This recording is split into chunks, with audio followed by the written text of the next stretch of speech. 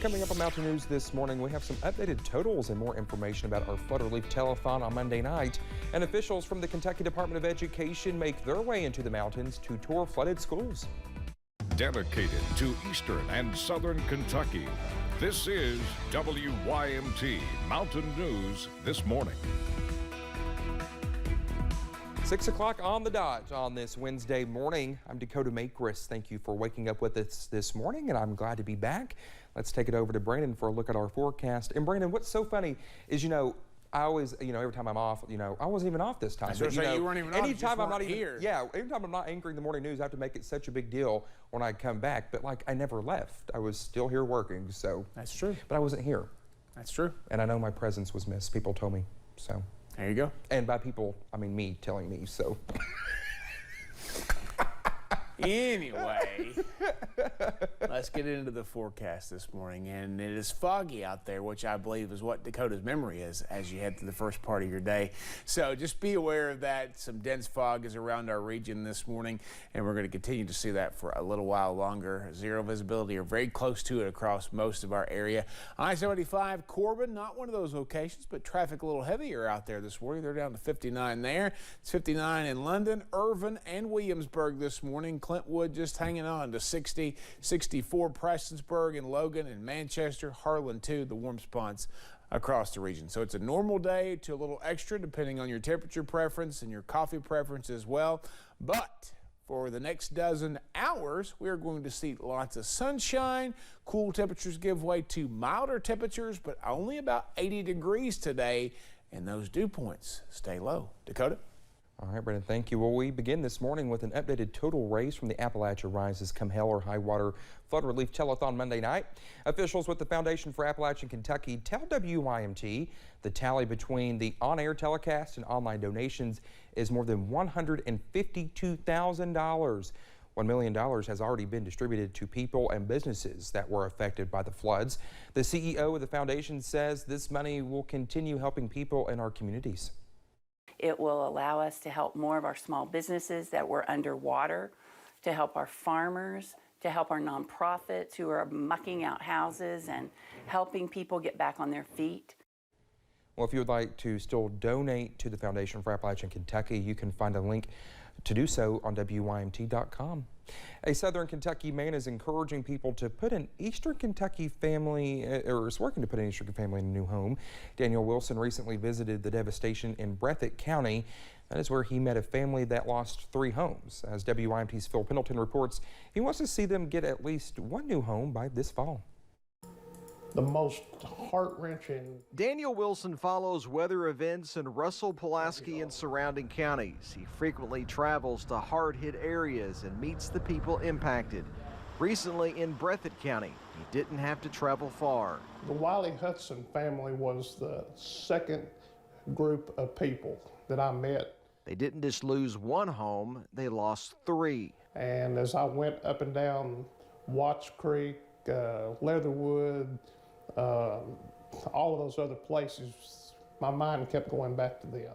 He wanted to see them get a new home, so he came up with a plan to raise $50,000. And the reason we're trying to reach out and help these people is because a lot of the money is going for cleanup, for food and different resources, rebuilding roads, etc. Daniel Wilson says that he has set up an account here at the First National Bank in Russell Springs. He says then one check can be given to the Hudson family so they can buy that new home. The plan is to put them in a prefabricated home. They plan to insulate, put electricity in it, and eventually drywall or some type of interior to make it into a permanent home. It's just one step from one person, but to the recipients, it could go a long way.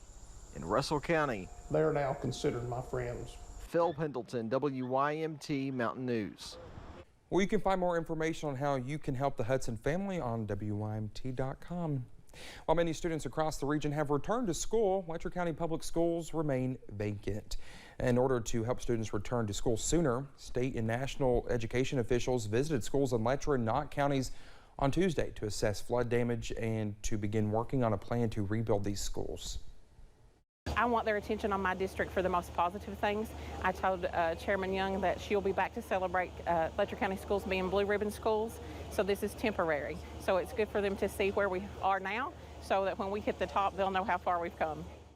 U.S. Department of Education officials say impacted districts can apply for various Project Serve grants to help them rebuild their schools. These grants are specifically for helping educational agencies following traumatic events. Well, folks in one eastern Kentucky county received free produce from their local farmers market on Tuesday. Our Keaton Hall has more on the new program offering much needed support after the floods. Barbara Maggard is now a regular at the Knott County Farmers Market. Yeah, I got me some beans, corn, tomatoes, and potatoes, I think it is, potatoes. Like many people, Maggard lost her ability to grow her own food following the flood. We lost everything in the garden that we had, and the flood, it messed her, almost washed up to the garage. The flood only making issues of food security worse in the region. You know, I've always considered myself more and more as a food social worker. Every year it's getting more and more like that as food security becomes more of a pressing issue. Every year it's worse and worse. But folks like Barbara Maggard are finding support in their communities, as several farmers markets in the region are offering free produce. So since the flood, our market, because of a really generous grant from the Lee Initiative for Knott, Perry, Letcher, and Breathitt counties, we are able to offer free markets. Feeling a desperate need in the region. It's really hard to get fresh, local, good-for-you produce and at a good price. So these markets mean a lot, and they're really important for us, our food producers, and for our community. Looking to grow back stronger. In Knott County, Keaton Hall, WYMT Mountain News. Well, the Knott County Farmers Market will meet for 2 more weeks on Tuesday, offering free fruits and vegetables. Senator Mitch McConnell says he's not satisfied with federal funding for those here in eastern Kentucky. The flooding more than 1 month ago destroyed homes and businesses and caused significant damage to schools, roads, bridges, and water systems. It also took 39 lives. Governor Andy Beshear, who was in Bowling Green yesterday, was asked if he was also unsatisfied with the federal government's response. He said there's been some progress, but he's still not completely satisfied either. I was very vocal, especially early on, that they had to do better. Since my first criticism of them, the approval rate's gone from about 37% to 52%. And the amount of money that each person who's applying is getting is going up, but it is still not enough. This isn't unique to Kentucky. This has been a culture in FEMA that we need to change. McConnell said he's closely watching the situation and he's keeping open the potential of pushing for changes at FEMA. The tornadoes late last year left many people in western Kentucky without homes, but now one victim is getting a new one. God's Pit Crew staff and volunteers revealed the home on Tuesday in Benton. It is one of 3 homes built in 3 locations for tornado victims who lost everything on December 10th. The new homeowner got to see and tour her brand new house for the first time yesterday afternoon, and she says she is grateful for everyone coming together to help her. Just gratitude, appreciative, someplace, like I said, someplace I can call home again. The new home is decorated and fully furnished. Well, if it's a beautiful day where you live, count yourself lucky. As Amy Kiley reports, most of the U.S. is enduring another rough week for weather. This is shaping up to be a brutal week for U.S. weather. Western states are dealing with a heat wave forecast through the holiday weekend. As many as 50 million Americans across parts of 7 states dealing with excessive temperatures this week. Nearly 120 record temps could fall by the end of the week. In some areas, that also means smog. On days that are especially hot, like we have coming this week, ozone is extra high. California's energy operator warns the heat will strain the power grid. It says customers should expect a flex alert, asking them to conserve electricity. Meanwhile, some travelers might be flying home belatedly today after storms in the Northeast yesterday. The U.S. saw a total of nearly 900 flight cancellations and almost 5,000 delays. Millions of Americans across the Northeast dealing with severe weather, as many as 20+ severe wind gust reports in the past 24 hours. Jackson, Mississippi is enduring a desperate water shortage. The city's been under a boil water notice since late July due to a failing system. Then this week's floods caused severe damage at its main treatment plant. There's a major interruption in life in its entirety for so many of our residents, and they have been beyond frustrated. I'm Amy Kiley reporting. President Joe Biden has approved an emergency declaration for the county that includes Jackson that allows the Federal Emergency Management Agency to provide help.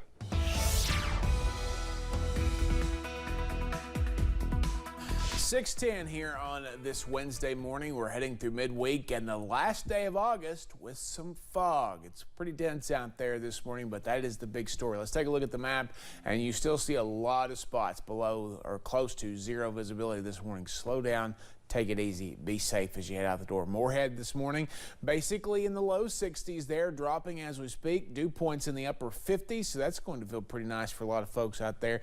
But visibility at the airport down the road is 3 miles, so we're going to continue to watch that trend. 60 Clintwood, we've got a stretch of 50s there from Irvin through London and Williamsburg. Corbin was at 59 as well earlier this morning, but again, it's just being one of those situations where you've got dew points that are very low. Look at Irvin and Clintwood, 54 apiece. That is basically in the very pleasant category. Anything 60 or less is very pleasant. So again, we're in pretty good shape out there this morning with that. Your day planner, lots of sunshine after the fog lifts, very comfortable temperatures, and we're going to wrap up one of the typically hottest months of the year with temperatures that may get to 80 degrees. Dakota?